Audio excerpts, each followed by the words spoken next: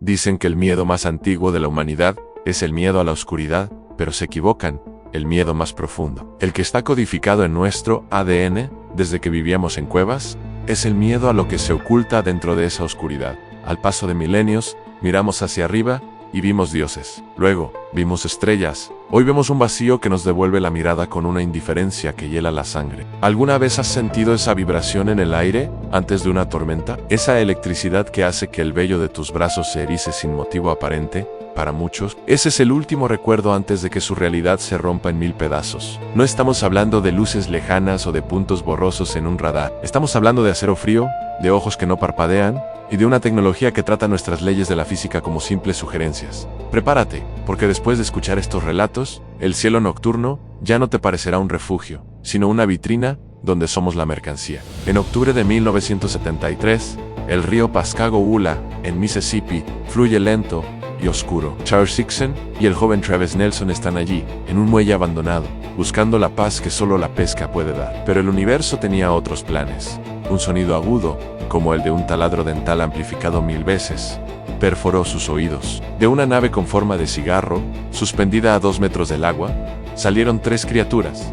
No eran humanoides, eran pesadillas biológicas. Sus cuerpos eran masas de tejido gris y arrugado, como si la evolución hubiera decidido tomar el camino del horror. No tenían ojos comunes, eran solo unas rendijas. Sus manos eran pinzas mecánicas que se movían con una precisión inhumana. Charles intentó gritar, pero el aire se volvió sólido en sus pulmones. Fueron flotados hacia el interior. Charles recordaba la sensación de ingravidez, pero no la de la libertad, sino la de un pez siendo sacado del agua. Dentro de la nave, una lente del tamaño de una rueda de coche se movía sola, examinándolo. Era un escáner que parecía leer no solo su cuerpo, sino sus recuerdos. Al ser liberados, la policía los creyó locos, pero la grabación secreta en la sala de interrogatorios captó algo que el mundo nunca olvidará. La voz de un hombre de 42 años desmoronándose, sollozando, rezando a un dios para protegernos. Imagina una ciudad entera, miles de personas en sus balcones, en las autopistas, mirando hacia arriba.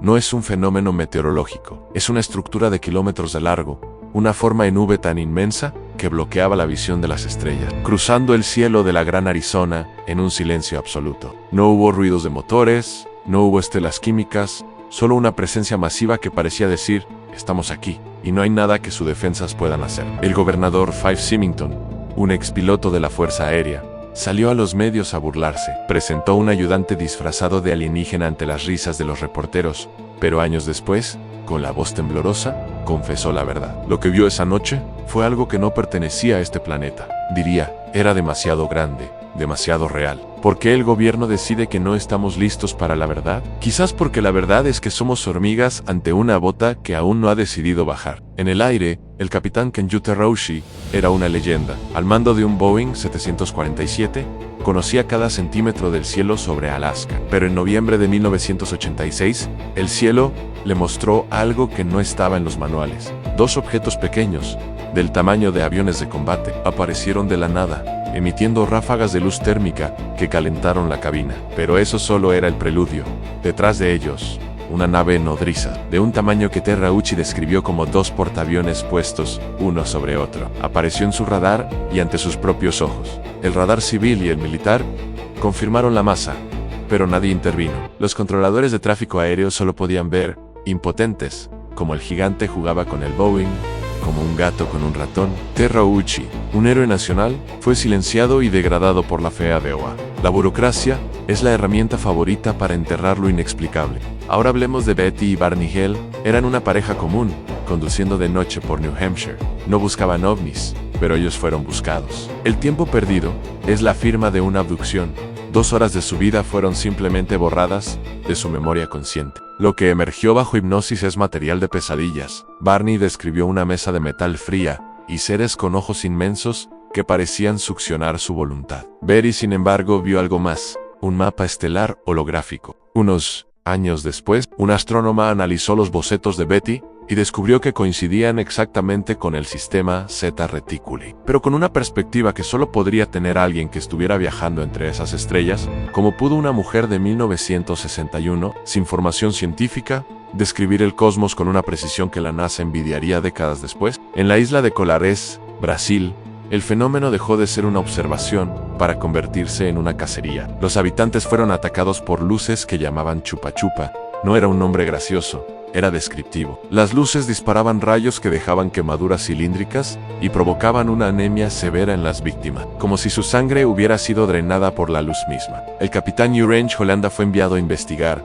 Sus informes fueron aterradores. Fotografió naves nodrizas saliendo de las aguas del Amazonas, objetos que se movían a velocidades imposibles. Hollanda se convirtió en un creyente a la fuerza. En el año de 1997, tras romper su silencio en una entrevista grabada, fue encontrado muerto. Se dijo que se quitó la vida, pero el nudo en su cuello no convenció a nadie. Aquellos que se acercan demasiado al sol de la verdad suelen terminar con las alas quemadas. En diciembre de 1980, en una base de la OTAN, en Inglaterra, el sargento Jim Penniston se encontró cara a cara con una nave triangular aterrizada en el bosque. Al tocarla, no sintió metal, sino algo liso como el cristal que le transmitió un código binario directamente a su cerebro. Este código, traducido décadas después, contenía coordenadas de lugares antiguos de la Tierra, las pirámides de Giza, las líneas de Nazca, y un mensaje inquietante sobre el avance de la humanidad.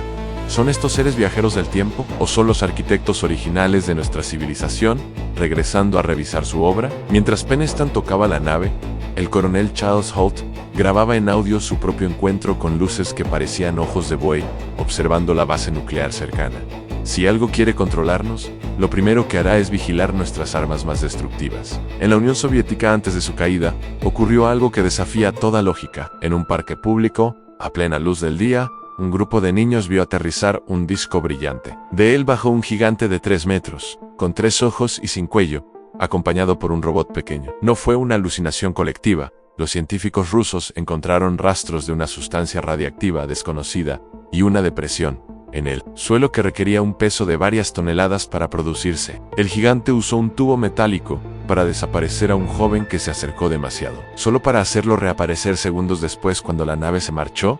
Fue una demostración de poder absoluto en un lugar de juego infantil. Si el cielo nos causa temor, el océano debería aterrarnos. Hemos mapeado la superficie de Marte con más precisión que el suelo de nuestros propios océanos. Y es allí, en el reino de la oscuridad eterna y la presión aplastante, donde el fenómeno se vuelve verdaderamente inquietante. No todos los visitantes vienen de las estrellas. Algunos parecen haber estado aquí, en las profundidades, mucho antes de que nosotros aprendiéramos a caminar erguidos. Hablemos de los OSNEs, objetos que entran y salen del agua a miles de kilómetros por hora, sin provocar una sola salpicadura, sin generar una onda sónica. En el año de 1967, frente a las costas de Shag Harbor, en Canadá, decenas de testigos vieron una nave de 18 metros de largo descender en ángulo y sumergirse en las aguas heladas del Atlántico. No hubo explosión, tampoco restos.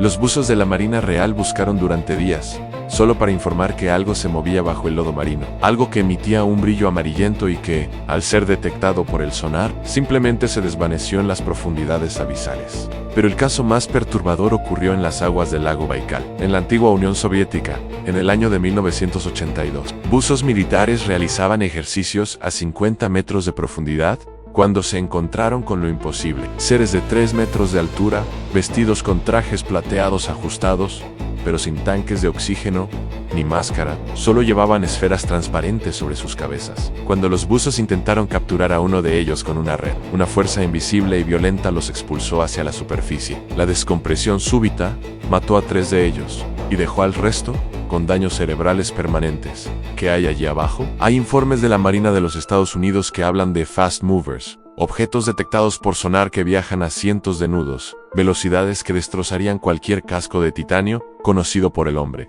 No son ballenas, no son submarinos rusos, son estructuras que parecen habitar en las fosas más profundas, donde ninguna cámara humana puede llegar. Quizás la pregunta no es cuándo vendrán, sino por qué les hemos permitido quedarse tanto tiempo en nuestro propio patio trasero. Mientras nosotros miramos al cielo buscando respuestas, ellos nos observan desde el abismo, protegidos por millones de toneladas de agua, esperando el momento en que decidamos, finalmente, que el océano ya no es nuestro. Hemos recorrido los rincones más oscuros de la historia moderna. Estos relatos no son anécdotas, son cicatrices en el tejido de nuestra realidad. ¿Por qué se ocultan? ¿Por qué los gobiernos prefieren tratarnos como niños asustadizos en lugar de darnos la verdad? Quizás porque la respuesta es tan devastadora que no habría sociedad que pudiera sobrevivir a ella. Tal vez no somos los reyes de la creación, sino una especie protegida en una reserva. O peor aún, una cosecha que todavía no está madura. La próxima vez que mires al cielo y veas una estrella que parece parpadear más de lo normal, o cuando el silencio de tu habitación se sienta demasiado pesado, recuerda, ellos no necesitan permiso para entrar. Ellos ya están aquí, y siempre lo han estado. Apaga las luces si te atreves, solo recuerda, la oscuridad no es lo que te debería dar miedo. Es lo que está aprendiendo de ti mientras duermes.